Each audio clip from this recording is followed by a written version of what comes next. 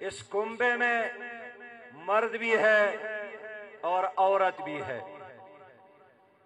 اور اس کنبے میں کوئی مرد عورت کا خدا نہیں ہے اور نہ کوئی عورت مرد کا خدا ہے۔ کوئی مرد برا بھی نہیں ہے، اچھا بھی نہیں ہے، کوئی عورت اچھی بھی نہیں ہے، بری بھی نہیں ہے۔ ہماری دین کا حکم یہ ہے، ان اکرمکم عند اللہ اتقاکم، جو تقوادار خاتون ہے وہ مرد سے جو بد کردار ہے بہت بہتر ہے، اور جو اچھے کردار کا مرد ہے وہ بہت اچھا ہے خواتین سے۔ اس لیے ہمارے ہاں ذات پات کا ایسا کوئی تصور نہیں ہے کہ جس طرح ہندو میں کوئی برہمن ہے، کوئی شودر ہے، کوئی ویش ہے، کوئی کشتری ہے، اور ان کا یہ تصور کہ کوئی چہرے کی طرف سے پیدا ہوا ہے اور کوئی پاؤں سے، مرد ہو یا عورت ہو، ایک ہی راستے پر اس دنیا میں آئے ہیں۔ اور میں کہنا چاہتا ہوں کہ اللہ کے بعد اس کائنات میں مقدس ہستی وہ انبیاء ہے، لیکن ان تمام انبیاء نے حضرت عیسیٰ علیہ السلام سمیت انہوں نے خواتین کے گود میں پرورش پائی ہے۔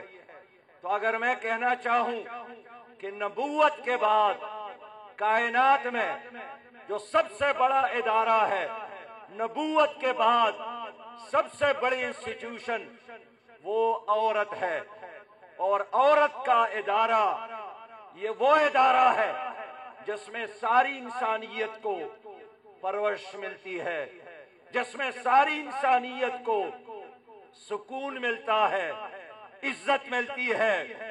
اس لیے میں کہنا چاہتا ہوں کہ جو لوگ اس عورت کو بندر کی طرح چوک اور چوراہوں میں نچوانے کی کوشش کرتے ہیں، وہ انسانیت کا خیر خواہ نہیں ہے، نہ مردوں کا خیر خواہ ہے، نہ عورتوں کا خیر خواہ ہے۔ بہنوں، پرانی تہذیب، یورپی تہذیب ہو، جدید تہذیب یا رومی تہذیب ہو، یونانی تہذیب ہو یا عربوں کا پرانا معاشرہ ہو، ان کا تصور یہی تھا کہ برائی کی جڑ یہ تو عورت ہے۔ ان کا تصور یہی تھا کہ یہ تو مرد کے لیے بوٹ کا تسمہ ہے۔ ان کا تصور یہی تھا کہ ایک عورت کا بہترین مہمان وہ ان کے لیے موت ہے۔ تبھی تو ان کو بچوں کو زندہ درگور کرتے تھے، لیکن اسلام آیا، رحمت للعالمین آئے، انہوں نے فرمایا کہ عورت خوشبو مجھے پسند ہے، اور سب سے زیادہ دنیا میں اگر قیمتی متاع اور سرمایہ ہے تو وہ ایک عورت ہے۔ تو دنیا اس کو زندہ درگور کرتی تھی، بچیوں کو، اور حضور علیہ السلام منبر پر کھڑے ہو جاتے ہیں اور فرماتے ہیں کہ جس نے فاطمہ کو پریشان کیا، ناراض کیا، اس نے مجھے پریشان کیا۔ اور یہ لوگ خواتین کے منڈیاں لگواتے تھے، بیڑ بکریوں کی طرح خرید اور فروخت کا عمل کرتے تھے، لیکن میرے نبی مہربان نے فرمایا یہ بیڑ بکری نہیں ہے، ان کے قدموں میں جنت تلاش کرو، اور فرمایا اتقو فی النساء، خواتین کے مسئلے میں، معاملے میں اللہ سے خوف کرو، اللہ سے ڈرو۔ اس لیے اسلام نے ماں کا مقام، عورت کا مقام، بیٹی کا مقام، بہن کا مقام دیا۔ اور آپ کو یاد ہے کہ اسلام ہی نے ان کو نجی معاملات میں بھی اور سیاسی معاملات میں مشاورت میں شریک کیا، سیاست میں شریک کیا، وراثت میں حق دیا، مہر کا حق دیا، اور اسلام نے خواتین کو تعلیم کا حق دیا، اور میرے نبی کا حکم ہے کہ علم حاصل کرنا فرض ہے ہر مرد پر بھی اور ہر خاتون پر۔ اور یہی وجہ ہے کہ ہمارے دین میں، ہماری شریعت میں ایک بہت بڑا علم کا وہ سرمایہ جو حضرت عائشہ صدیقہ سے اس امت کو پہنچا ہے۔ ابو موسیٰ اشعری رضی اللہ تعالیٰ عنہ فرماتے ہیں کہ بہت سارے ایسے مسائل تھے جو ہماری سمجھ میں نہیں آتے تھے، تو ہم جا کر حضرت عائشہ رضی اللہ تعالیٰ عنہ سے معلوم کرتے تھے، وہ رہنمائی کرتے تھے۔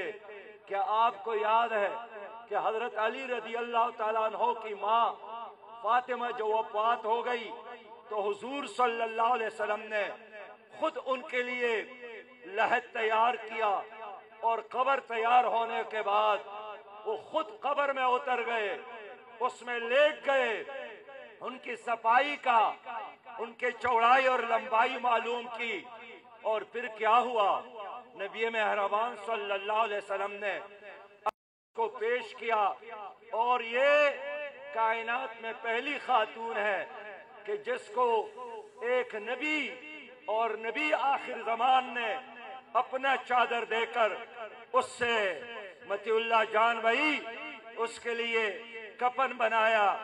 میں اس لیے کہنا چاہتا ہوں کہ اسلام نے اس کو عزت دی۔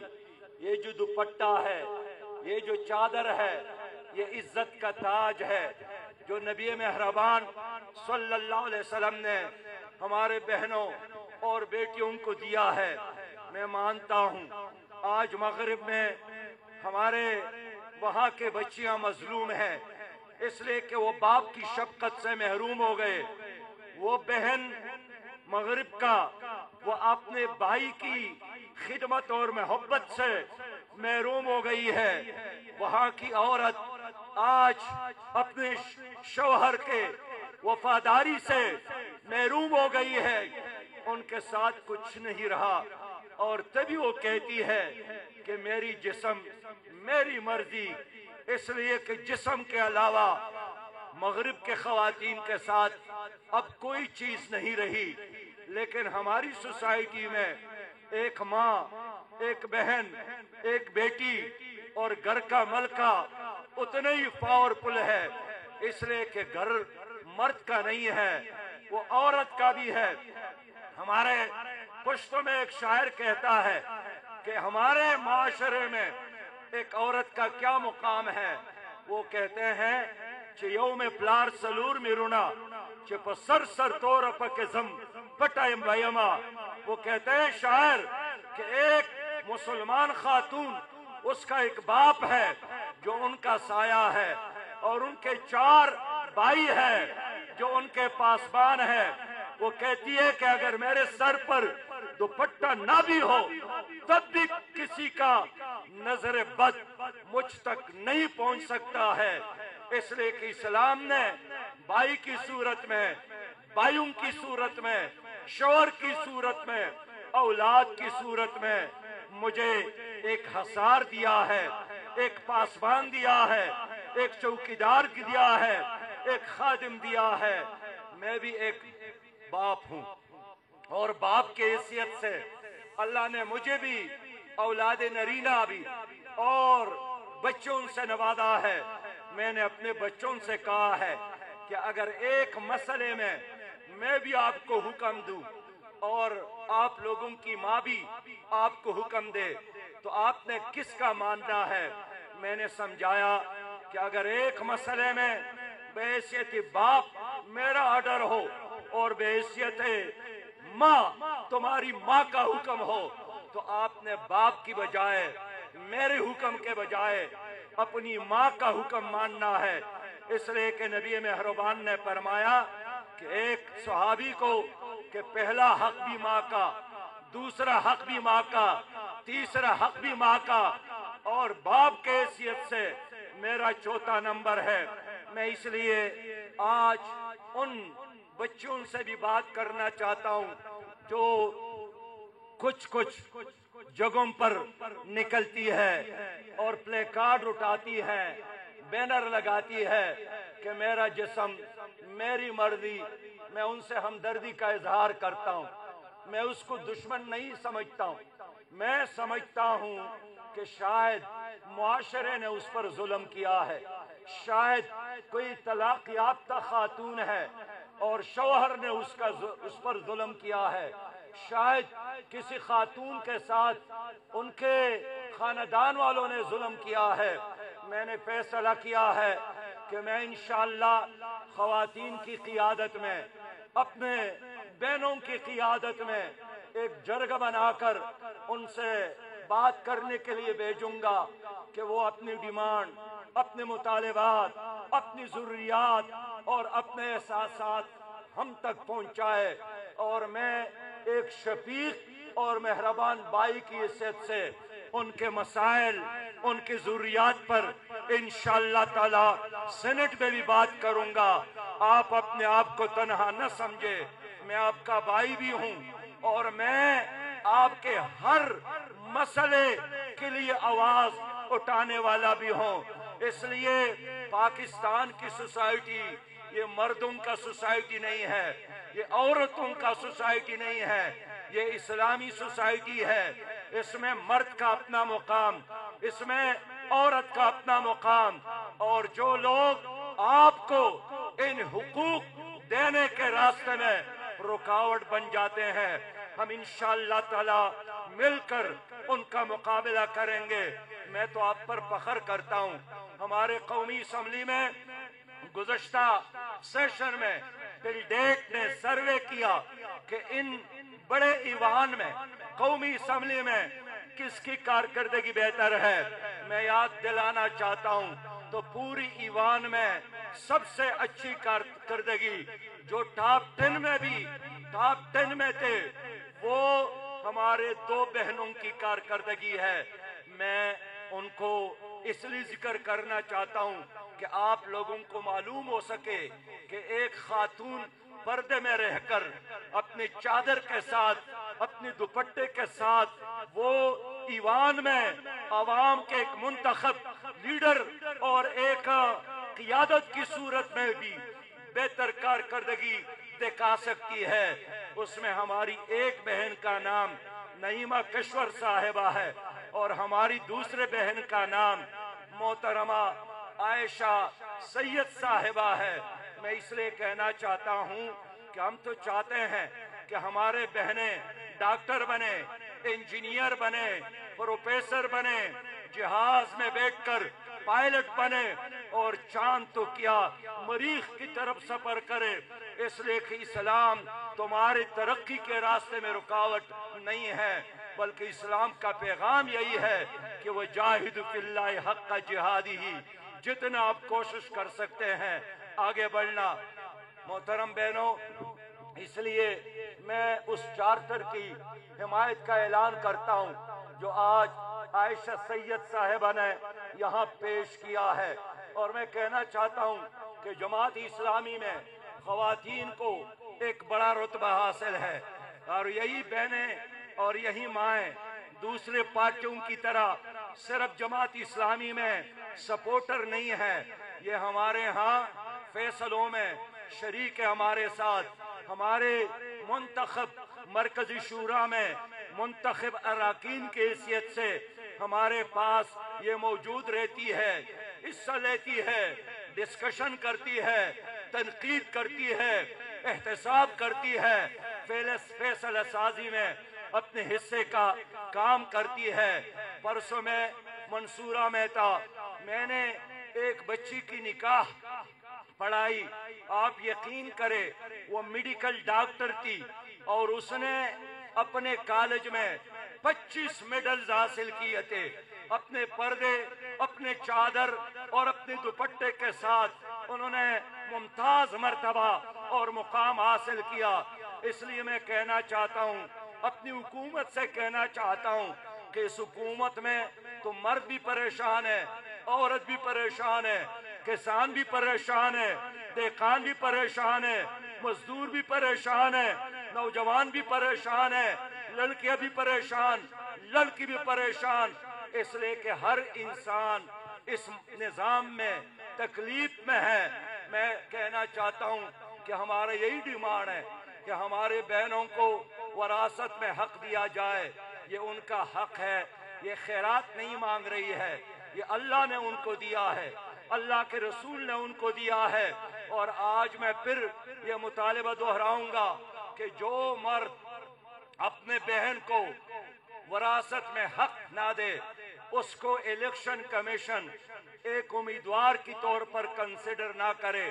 اور میں بحیثیت امیر جماعت اسلامی اعلان کرتا ہوں کہ آئندہ الیکشن میں کسی ایسے امیدوار کو جماعت اسلامی کا ٹکٹ نہیں دوں گا جو اپنے بہن کو میراث میں حق نہ دے اور مجھے نہ بتائے کہ میں نے اپنا حق دیا ہے۔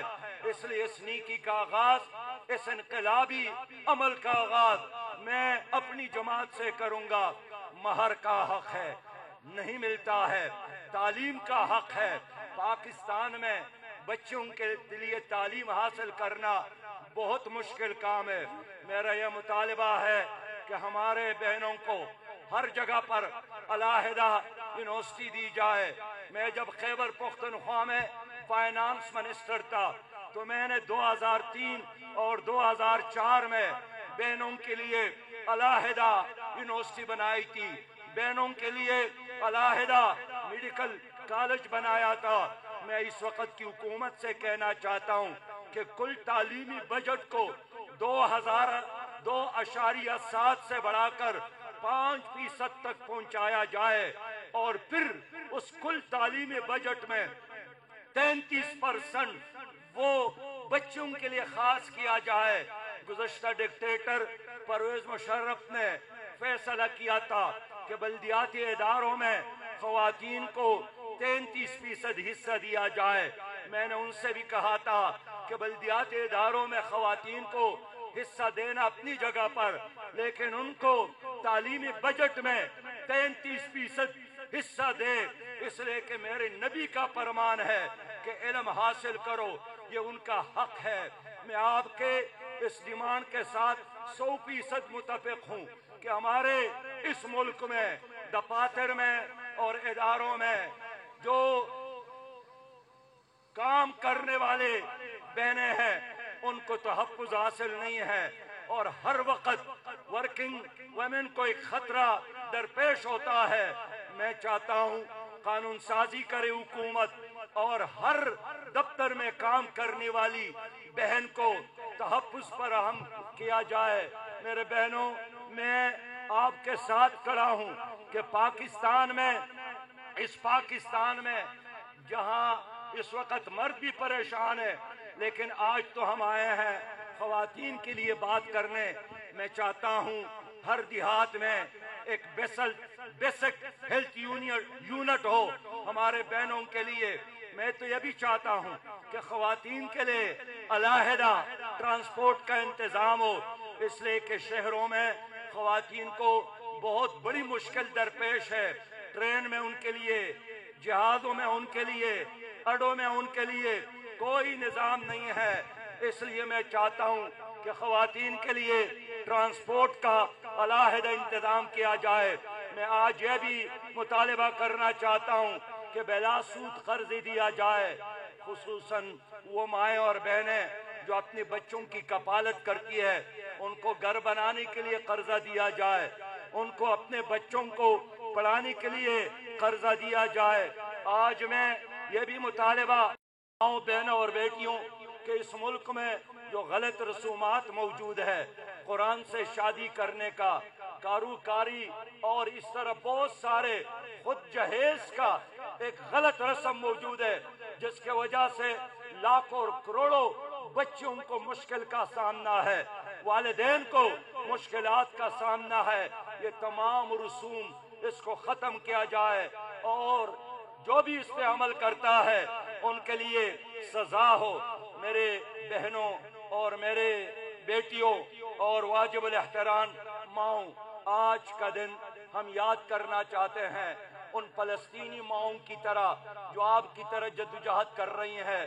کشمیری ماؤں کی طرح، خاص کر آسیہ اندرابی جو گزشتہ 27 سالوں سے جدوجہد کر رہی ہے، جن کا شوہر 31 سالوں سے جیل میں موجود ہے۔ افریقہ میں ایک نیلسن منڈیلا تھا اور یہاں ہر بزرگ ایک نیلسن منڈیلا ہے۔ مقبوضہ کشمیر میں آج ہندوستان میں ہمارے مسلمان مائیں بہنیں اور بیٹیاں مشکل سے دوچار ہے۔ آج افغانستان میں ہمارے مائیں بہنیں اور بیٹیاں مشکل سے دوچار ہے۔ ہم ان تمام ماؤں بہنوں اور بیٹیوں کے ساتھ یکجہتی کا اعلان کرتے ہیں، اور میں پوچھنا چاہتا ہوں اپنی حکومت سے کہ اس نے ڈاکٹر عافیہ کی رہائی کے لیے کچھ نہیں کیا۔ ڈاکٹر عافیہ بہت مظلوم عورت ہے، لیکن آج کے لمحے میں جب طالبان اور امریکہ کا معاہدہ ہوا ہے، آج کے لمحے میں جب انہوں نے یہ معاہدہ کیا ہے کہ جنگ میں گرفتار 50,000 قیدیوں کو رہا کیا جائے گا، جس نے بھی امریکیوں سے لڑائی لڑی ہے، گرفتار ہو گئے ہیں، ان کو رہا کیا جائے گا، تو میں حکومت پاکستان سے پوچھنا چاہتا ہوں کہ اگر طالبان اپنے 5,000 قیدیوں کی رہائی کی بات کر سکتے ہیں تو آپ کیوں گھونگی اور بیری حکومت بن گئی ہے؟ ڈاکٹر عافیہ کے رہائی کے لیے انہوں نے ایک لفظ بھی نہیں کہا۔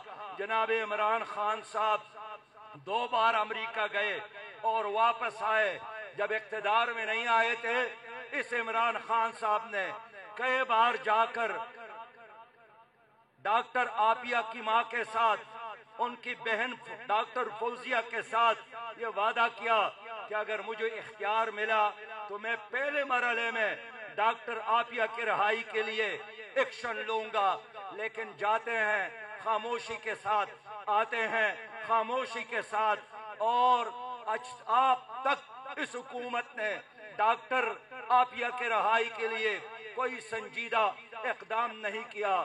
ماؤں بہنوں اور بیٹیوں، ابھی اس حکومت نے ایک قانون پاس کیا ہے زینب الل کے نام سے، اس لیے کہ زینب کے عصمت دری بھی کی گئی اور ان کو قتل بھی کیا گیا، اور پھر اس کے بعد فرشتہ کو بھی قتل کیا گیا، معصومہ کو بھی قتل کیا گیا، کائنات کو بھی قتل کیا گیا، لبنہ بھی قتل کیا گیا، اور گزشتہ کچھ عرصے میں 3,000 سے زیادہ بچے اور بچیاں اغوا کی گئی۔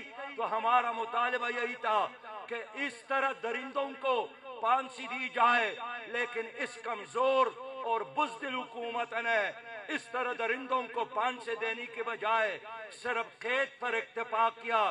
ہم نے ایوان کے اندر بھی اس قانون کی مخالفت کی، اور میں آج بھی کہنا چاہتا ہوں کہ یہ جو زینب الل کے نام سے قانون بنایا گیا، جس میں ایک مقتول بچی کے قاتل کو معاف کیا گیا ہے قصاص سے، پھانسی سے، یہ قانون قرآن کے خلاف، یہ شریعت کے خلاف، پاکستان کے آئین کے خلاف، ہم اس قانون کو نہیں مانتے، اور ایک بار پھر کہتا ہوں کہ قتل کا بدلہ قتل ہے۔ آپ پوچھیں نا فرشتہ کی والد سے، آپ پوچھیں نا کائنات کے والدہ سے، جنہوں نے اپنی بچی کو دہی لینے کے لیے بازار بھیجا اور وہ واپس نہیں آئی، فرشتے کے ہاتھ میں قرآن کریم تما کر مسجد کی طرف بھیجا، اور 2 دن بعد ان کی لاش جاڑیوں میں ملی۔ ان کے دل پہ کیا گزرتا ہے جو ان معصوم بچوں کے والدین ہیں؟ اس لیے انہوں نے درندوں کو سپورٹ کیا، انہوں نے سام اور بچوں اور اژدہوں کو سپورٹ کیا، معصوم بچوں کو سپورٹ نہیں کیا، بچوں کو سپورٹ نہیں کیا۔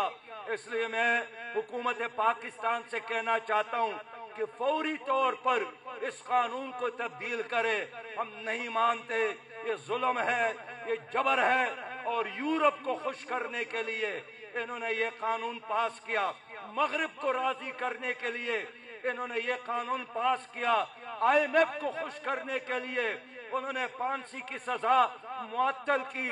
میں پوچھنا چاہتا ہوں کہ جرمنی اور فرانس میں تو وہ ہمارے بہنوں کے سروں پر اسکارف تک برداشت نہیں کرتے، اور آپ ان کی خوشی کے لیے اپنے بچیوں کو ان درندوں کے حوالے کرتے ہیں۔ میں سمجھتا ہوں یہ ظلم ہے، یہ جبر ہے، یہ بزدلی ہے۔ میں ایک بار پھر آپ سب کا شکریہ ادا کرتا ہوں، اور میں سمجھتا ہوں کہ پاکستان نے ترقی کی تو آپ بھی ترقی کریں گے، مرد بھی ترقی کریں گے۔ اگر پاکستان میں مہنگائی، پاکستان میں بے روزگاری، پاکستان میں بد امنی اور پاکستان میں غیر یقینی صورتحال ہو تو مرد بھی پریشان، عورت بھی پریشان۔ اس لیے میرے ساتھ آج وعدہ کرے کہ آپ تمام بہنیں، آپ تمام مائیں اس ملک میں اسلامی نظام کے لیے جدوجہد کریں گے، اللہ کے دین کے لیے جدوجہد کریں گے، اور پاکستان کو اسلامی پاکستان، خوشحال پاکستان بنائیں گے۔ اور میں اعلان کرنا چاہتا ہوں کہ خواتین کے حقوق کے لیے یہ جو مہم، یہ جدوجہد ہے، یہ اس کا آخری پروگرام نہیں ہے۔ انشاءاللہ یہ جدوجہد جاری رہے گا۔ میں یہ نہیں مانتا ہوں کہ سال میں 8 مارچ کو خواتین کے حقوق کے لیے ایک ڈے اور ایک دن منایا جائے۔ میں تو سال کے 365 دن آپ کے حقوق کے نام کرتا ہوں، آپ کی عزتوں کے نام کرتا ہوں، آپ کی حیا کے نام کرتا ہوں، آپ کے چادروں کی نام کرتا ہوں، آپ کے اسکارف اور دوپٹے کے نام کرتا ہوں، اور آپ کی عزت اور ناموس کے نام کرتا ہوں۔ سال میں ایک دن نہیں، 365 دن آپ کے ہیں، ماں کے ہیں، بہن کے ہیں، بیوی کے ہیں اور اہلیہ کی ہے۔ السلام علیکم ورحمت اللہ وبرکاتہ۔ اسلام زندہ باد، پاکستان پائندہ باد۔